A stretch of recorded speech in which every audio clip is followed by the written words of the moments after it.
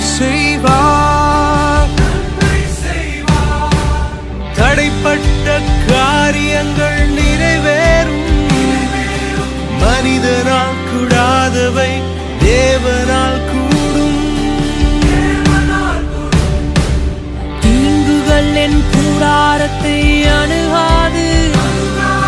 நன்மையும் கிருபையும் என்னை தொடரும். நான் நினைப்பதற்கும் வேண்டுவதற்கும் மேலாய் மேலாய் நன்மை செய்வார். நான் வெட்கப்பட்ட நாட்களுக்கு ஈடாய் ஈடாய் நன்மை செய்வார்.